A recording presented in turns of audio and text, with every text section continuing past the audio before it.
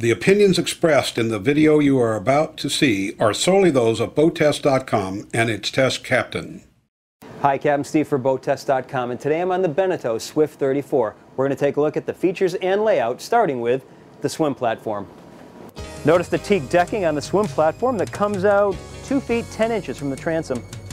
And we're looking at a 46-inch reboarding ladder here with not only integral handles, but grab handles up on the top to help pull you out of the water. Notice how Beneteau thoughtfully put in both a lower and upper rub rail. As we enter the cockpit, notice the teak cap rail all along the edge. Plenty of room in the cockpit, a large bench seat to starboard. Your shore power lines, very nice feature that Beneteau is safety oriented and provides an emergency bilge pump. Just up above, a hot and cold shower. In the center of the cockpit, access to your lazarette, which has easy to use steps, plenty of room for storage in addition to your batteries and generator. One of the good marks of an offshore seaboat is how it disperses water. On the Swift 34, if you take water over the bow, it comes down the side deck and gets channeled out and over the side rather than into the cockpit. The port side deck is 3 steps up from the main cockpit deck, and there's a grab handle once you're up on the deck. In the center of the side deck, Beneteau thoughtfully put a nice location for your propane tank. All the way up forward, the rails are nice and high. I'm glad to see that they meet both ABYC and CE requirements. 28 inches. Fully forward, I've got access to the chain locker, and I notice that I can have nice access underneath so I can untangle if I have to. On the other side, you've got access to the remote control for the windlass and just additional access to the same locker. At the working end of the bow, you've got about a 4.5-inch tow rail, which does a surprisingly good job of keeping you on board.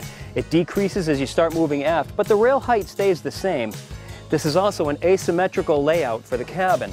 I've got 21 inches of space between the cabin sides, and the bulwarks on the port-hand side is 13 inches.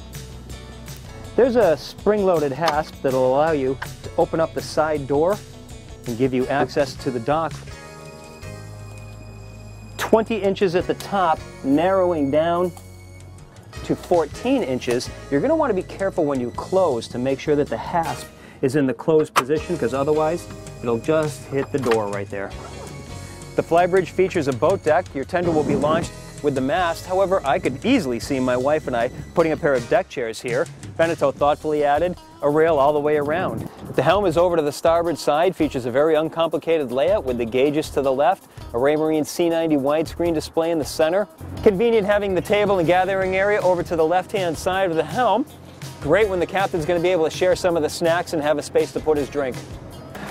You went to the Salon through double wide doors, and throughout our test, these doors never moved from the position we left them in or rattled. You've got great ventilation with opening windows to either side, the double doors to the stern. To starboard, there's a helm door, plus you've got 16,000 BTUs of air conditioning. To starboard is a butter-soft double sofa, pulls out into a berth. Table opens up, leads will pull out. Over to the port side, a pair of director's chairs that can easily be taken out to the aft cockpit and revealing storage behind. Forward and to port is the galley with a double basin stainless steel sink, plenty of counter space, a double burner gas stove, convection microwave oven, and plenty of storage. Beneteau certainly could have gone with a simple plain overhead, but they made it multi-layered, teak strips, LED lighting. I'd like to see handrails running down the length. To starboard is your helm, double wide helm seat, 6.5 feet of headroom, door to the side deck. The forward windshields are kept clear by a pair of defrosting vents. Now let's take a look at the accommodations forward. I found the head to be plenty roomy enough while I was taking a mock shower, and the commode is over to forward and it shares ventilation with the shower as well. The forward stateroom features a queen-size berth that's only accessible from the aft end of the berth. There's plenty of storage underneath, as well as 2 hanging lockers to either side. On the port side is a seat, the forward bulkhead, the stereo, and your climate control. The port stateroom features an over-under berth. The upper features 2 opening port lights. The entire stateroom shares its climate control with the forward stateroom. That's our look at the design and layout of the Beneteau Swift 34. For BoatTest.com, I'm Captain Steve. We'll see you on the water.